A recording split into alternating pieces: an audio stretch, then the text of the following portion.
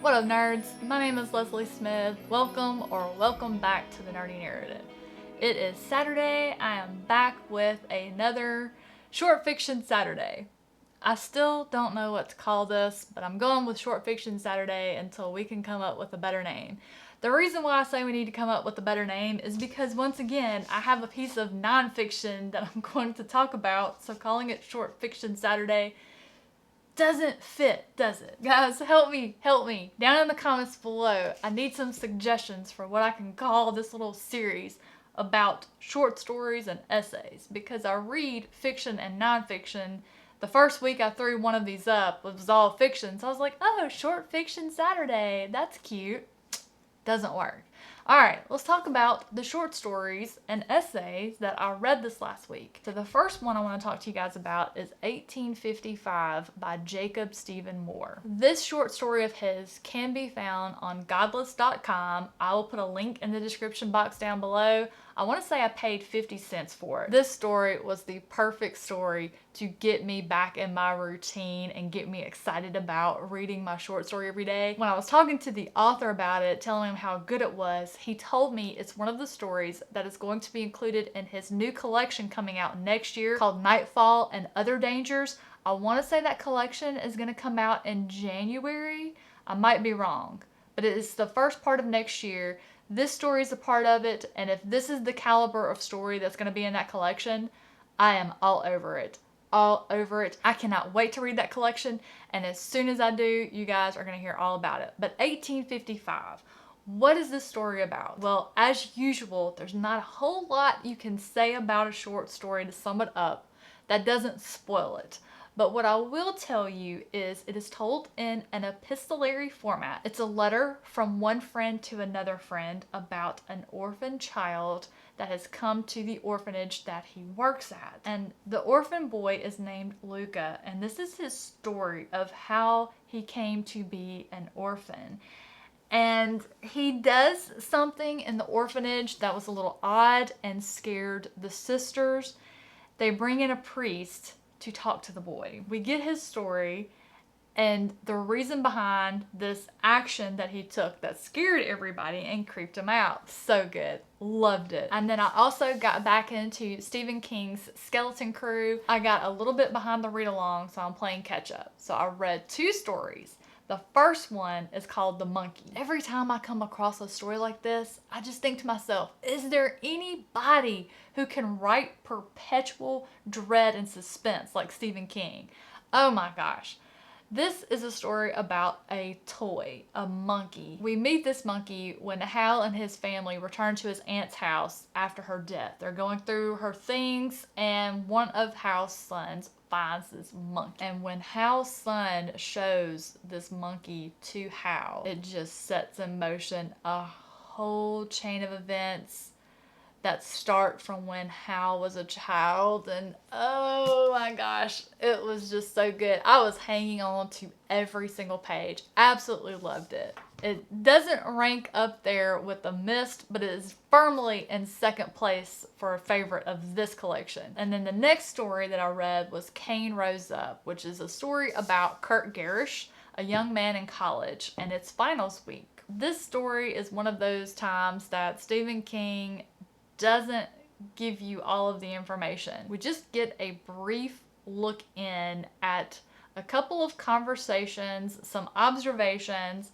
and then all hell breaks loose. So you're not sure what exactly happened. It's left up to your interpretation. Did this young man succumb to something that he had been hiding within himself all this time, or was it the stress of college? He had a 4.0. There's a lot that goes into that. I know because I did that, and I studied constantly because I'm one of those people that I have to do the best that I can at everything. And in high school, it was easy to do that. College, I had to work my butt off. I was constantly studying. I would rewrite notes, make note cards, just constantly. Every spare minute, I was reading over notes, copying notes over, or going through note cards. So I totally get the stress of maintaining a 4.0 in college. So that's one you're going to have to read for yourself. If you have read it, what was your interpretation about how that one ended. I would love to talk to you about it in the comments down below. Just make sure you mark it as a spoiler so no one accidentally reads that hasn't read that story. And then another story that I read this week that would fit right into a Stephen King short story collection is Heifer by Helen Peterson. If that name sounds familiar to you, it's because I recently read and reviewed her debut epic fantasy novel, Waking Ursa Minor. I'll stick that in the cards above if you want to check that out. This is a horror story.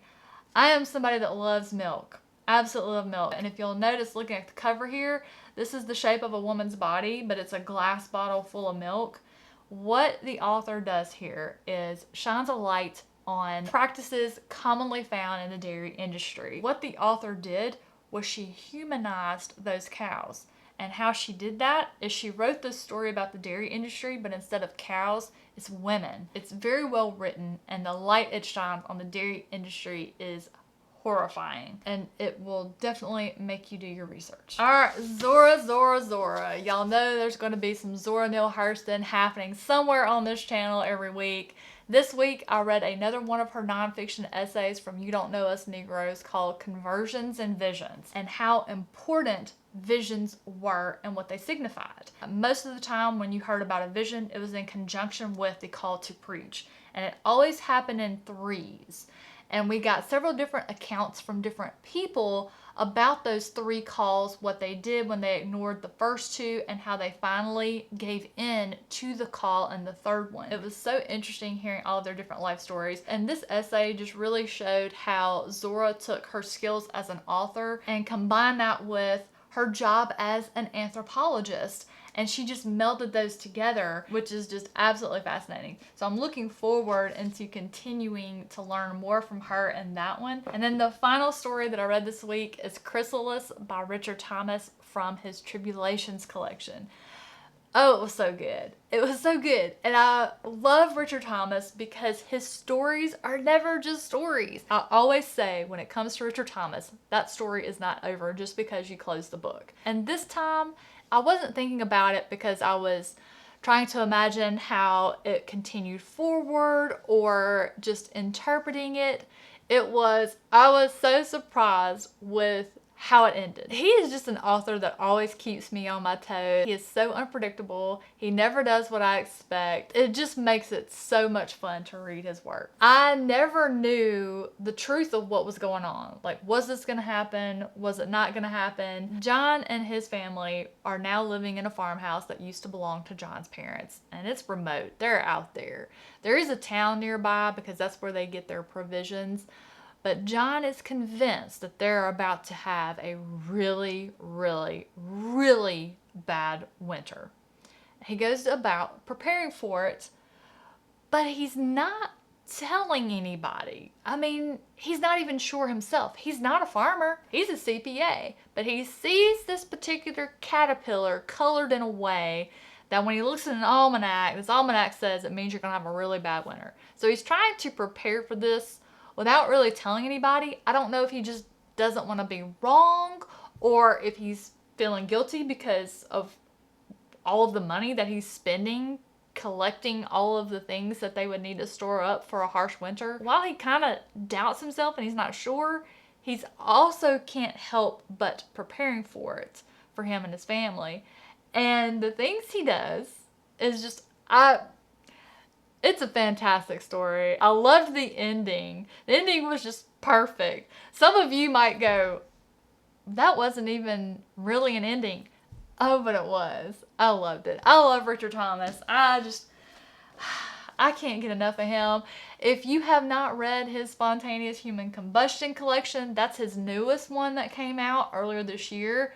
You guys need to get on that. That collection is one of my favorites by a single author to date. And if you are counting, that makes 7 stories. Those are all the stories that I read this week. Guys, thank you so much for watching today. I hope you enjoyed hearing about the stories that I read. I hope some of them strike your fancy and you decide to read them as well. Have a fantastic rest of your day, and I will catch you guys on Monday.